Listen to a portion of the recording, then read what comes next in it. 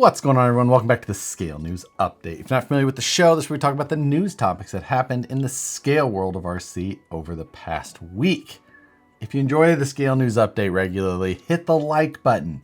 And let's jump into this week's topics. First for this week, Axial released a V2 version of the SCX24 Gladiator. Now, this is a pretty basic update. They've been going through the line, and it seems like as they reorder whatever model it may be, they're updating it to the newer Spectrum electronics, the new Spectrum radio, the new charger, and I believe that they're also getting the shock upgrade at the same time. And the Gladiator was its turn to get, you know, the small little update that this may be. Also, you can now get the Gladiator in this green color, which I don't think that Gladiators actually ever came in that color, but close enough. So no big change there. If you did see the new release information, nothing to get too worked up about, but it is worth noting that at least the shocks are a significant update over the previous versions. And then next, FMS has just posted that they've got a new truck coming. This is going to be called the FCX10. And from the silhouette that they posted here, it looks to be the truck that we've seen in detail a handful of times already, but the official launch is evidently coming soon. Now, we saw this. I posted a video about it from the NERSA show in Vegas in September. FMS is weird with how they deal with things, with releases that aren't releases that finally come out. They don't really hold anything back until the actual product is available, which is odd. But looks like that square body Blazer FCX10 is going to be coming out here somewhat soon. So we'll see more information on that now that Chinese New Year's over. The companies overseas are back to work, and we're going to start seeing some information come from those that are working on that side. If you've been awaiting details on pricing and things like that, now it looks like we'll finally get that. For those of you with the Vanquish stance body, whether that's on the VRD stance RTR or if you're just using the stance body on its own on something else, I just uploaded these cage files with interior to my website where you can go get those files, download them, 3D print, and then it mounts to the body itself. This also does include the seats and dash for a little bit extra depth on the inside of that body. Gives you a little bit more detail to a comp type truck without adding a ton of weight with a metal cage or anything like that. So if you're interested in classing up the body a little bit more, then these files are available. I put a link to them in the description below. And speaking of files, also, if you're one of the Radiomaster MT12 owners and you'd like to use the rear steer type setup that I've been using lately, I posted those files up as well. Those are free to download, and you'll put that onto the side of the radio. There's already M3, bosses there that you just thread right into. There isn't anything that is needed as far as modification goes. These parts will physically limit the travel of that dial to 90 degrees. So you'll need to adjust the weight of the mix for that when you program it. I use about 340% in case you're after that. But if you're an MT12 owner, you probably know a little bit about diving into the programming. Proline, they released the 1999 Dodge Dakota body. Who would have guessed that they would actually release something like this? Yes, everyone is, not another Jeep or not another Toyota or Bronco, the popular options, but they're popular for a reason. The Dakota. I honestly don't know what to say about this. It's different. It's a different option. There's Dakota fans out there. Most of them that we see around here are people that you're hauling some sort of scrap metal around and hasn't been registered in at least 6 years. I feel like the $50 for this body and whatever you put it on top of is going to be worth more than most of these Dakotas that are left on the road. I even did some Facebook Marketplace shopping just to see if I could find a couple for less than the price of a new SCX3. And you can. Plenty of them, especially around the Midwest. If you're a fan of Dakotas, check in the comments. We just want to make sure you're okay. And I'm also guessing that this body will be out of production by 2025. And for the second body release of the week, JConcepts releases the Warlord. This doesn't look bad. Two options for this: full body style, tucked with the pinched and dovetailed style of the body, as well as the same thing but in a cab only design. This looks kind of old school Jeep-esque. It's got kind of an interesting cap on the roof of some of the photos. It looks like it's a separate piece to give it like that actual visor look. I didn't see in actual listings whether or how that's accomplished. I imagine it's a second piece of Lexan, but I suppose we'll see more details on that.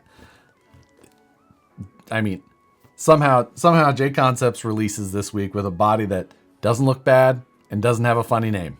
Not that Warlord isn't an interesting name, but you know what I mean. But enhance.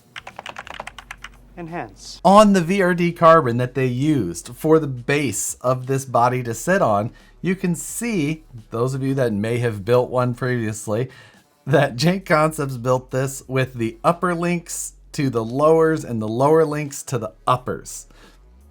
So you can see the pinion angle is whacked down. They almost had a clean release on us this week. Next, for those of you in search of the brassiest servo you can get, Reefs released the 777 in the Brass edition.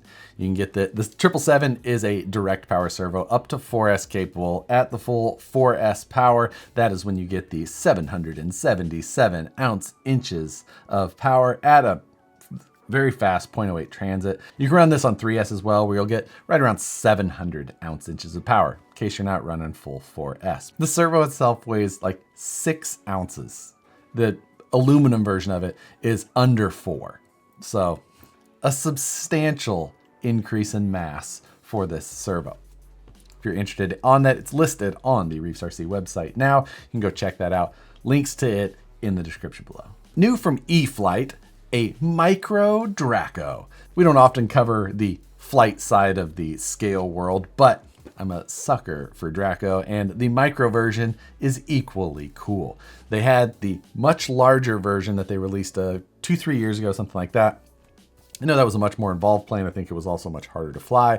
This one, I believe, is simplified down, pretty low cost. I think you can get it for $199 bind and fly. If you're not familiar with the original plane, it was owned by Mike Patey. He's a hell of a designer and fabricator, has a huge YouTube channel, and just puts out some really cool content. And that plane was amazing, although it did come to its end some years ago. However, he just announced that he is going to be building a new version of it. So super cool. Check out his channel if you're interested in, design and engineering, fabrication, the flight world as well. Super cool stuff. The Horizon Blizzard Blowout deals are still going on for a handful of the models. A number of those have already sold out, like the SCX-10-3JL kit. Those are gone now. I wonder if that kit itself will be discontinued at this point, or if we will see it return. I don't have high hopes of that. I'm guessing that we'll only see the Basecamp Builders kit as the sole SCX-3 kit that's left. But the deals that still are on the Blizzard Blowout deals, you can still get the Hammer Ray for $299, like $200 off on that one. The red and the green, I think there's limited quantities of one of those left. Last week, I misspoke and said Fling King, and it's actually King Sling, as well as the orange one, whatever it's called. Those LMT-based mega trucks are still available on there, and one of the Spectrum radios, as well as the Spectrum brushless setup for the micros. A lot of those deals are big markdowns, so if any of them do tickle your fancy, probably pick up whatever you still were contemplating before they're all completely gone. Speaking of SCX-10-3, TGH is releasing a simple little adapter plate to be able to mount some of their transmission options into the SCX-10-3 platform. Take out that overly large SCX-10-3 transmission and put something in that's much more compact. You can still do the forward motor type setup with like the 210, or you can do the 2 low and just get a nice compact transmission in there. Super cheap on this adapter plate, like $5. So you can pick that up on the TGH website, which I've linked below. MIP just released the new 8mm Speed Tip. This is the 1/4-inch drive style tip, and this is a low profile 8mm driver. So it will fit into SLW style wheels. So in case you've run a larger M5 stub axle that uses an 8mm nut and you need that clearance to get inside of your hub, that as well as all the other Gen 2 tools from MIP are now available. I just saw these posted from Hot Racing. These are 70/75 wheels for the Losi ProMoto, but they are a true spoked design and actually assembled like a spoked wheel, which is crazy. They're not cheap. They're $89 a wheel, but they keep an actual spoked design and, built that style construction. So I have to imagine that these were pretty intensive to assemble and build, but it's pretty cool to see. I mean, out of all of the wheel options that I've seen for the ProMoto, this one seems to be the coolest to me. I don't know. I just did not expect to see a true spoke style design in just a tiny little wheel like that. Kind of cool. If you're a Losi ProMoto fan, there's been a ton of aftermarket support that's come out for that thing, and here's another cool little accessory. This Wednesday, 6 p.m. Pacific, 9 p.m. Eastern, come join us for live stream takeover. Matt and I will be discussing our newest projects and some new releases. Come join us live for that, or of course you can watch the replay. But that does it for all this week's news topics. For this week's question, let's take it back to our good friend, the 99 Dodge Dakota. Do you see that body being an actually successful body choice? And if not, what do you think that Proline should have done if they were looking for a somewhat off-the-wall body choice? Put your suggestions below.